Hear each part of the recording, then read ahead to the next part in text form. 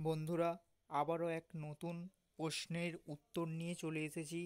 রাষ্ট্রবিজ্ঞান general DAC A2 পঞ্চম semester 2021 সালে যে 15টি প্রশ্ন পড়েছিল তার প্রশ্নের উত্তর নিয়ে চলে এসেছি।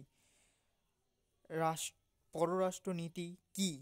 কোনো রাষ্ট্র বৈদেশিক সম্পর্কের ক্ষেত্রে যেসব লক্ষ্য, পরিকল্পনা ও কাজকর্ম গ্রহণ করে তাদের সমষ্টিকে বলে পররাষ্ট্রনীতি। খ. পররাষ্ট্রনীতির একটি অভ্যন্তরীণ নির্ধারকের নাম লেখো। উত্তর: ভৌগোলিক অবস্থান ও জনসংখ্যা। গ.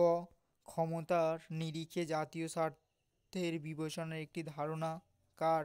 মর্গেনথাউ।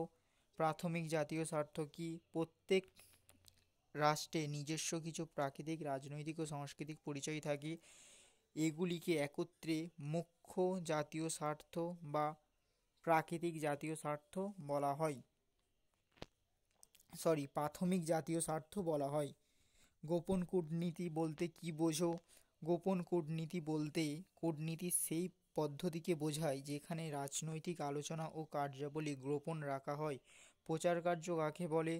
সাধারণভাবে একটি রাষ্ট্র নিজেও নীতির পক্ষে স্বদেশ ও বিদেশে জনমত সৃষ্টি করার জন্য যেসব কাজকর্ম পরিচালনা করে তাদের প্রচার কার্য বলা হয়। কোন সম্মেলনের মাধ্যমে জোট নিরপেক্ষ নীতি বাস্তবায়িত হয়? 1947 সালে মার্চে দিল্লিতে এশিয়া, এখানে বানানটা ভুল হয়েছে, এশিয়া বিষয়ক যে সম্মেলন অনুষ্ঠিত হয় সেখানে জোট নিরপেক্ষ নীতি যাত্রা শুরু হয়। আর 1961 সালে বেলগ্রেডে অনুষ্ঠিত সম্মেলনের মাধ্যমে জোট নিরপেক্ষ নীতি বাস্তবায়িত হয়, যেটা 1961 সালে হয়েছিল। আর বান্দুল সম্মেলন হয়েছিল ইন্দোনেশিয়ার বান্দুল শহরে 1955 সালে। ম্যাকমোহন লাইন কোন দুটি রাষ্ট্রের মধ্যে অবস্থান করছে? ভারত ও চীনের মধ্যে অবস্থান করছে। পূর্বে চলো নীতিটি কি? দক্ষিণ পূর্ব এশিয়ার দেশগুলির সঙ্গে ভারতের অর্থনৈতিক ও কৌশলগত বৈদেশিক সম্পর্ক বিস্তারের একটি কার্যকারী পরিকল্পনা নীতি হলো পূর্বে চলো। সংসদীয় গণতন্ত্র বিদেশ নীতি নির্ধারণের মুখ্য ভূমিকা কে থাকে? প্রধানমন্ত্রী।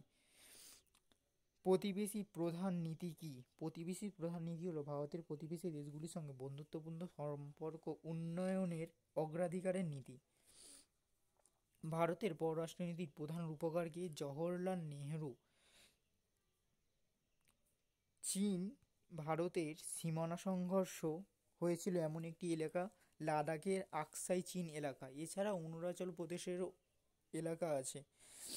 তাসখন্দ ঘোষণা কোন সালে কারা স্বাক্ষরিত করেছিল? 1966 সালে 10ই জানুয়ারি সোভিয়েত ইউনিয়নের মধ্যস্থতায় রাশিয়ার তাসখন্ডে প্রধানমন্ত্রী লাল বাহাদুর শাস্ত্রী ও পাকিস্তানের রাষ্ট্রনায়ক মোহাম্মদ আইয়ুব খানের মধ্যে চুক্তি স্বাক্ষরিত হয়। আফগানিস্তান কোন সালে সার্কের সদস্য হয়?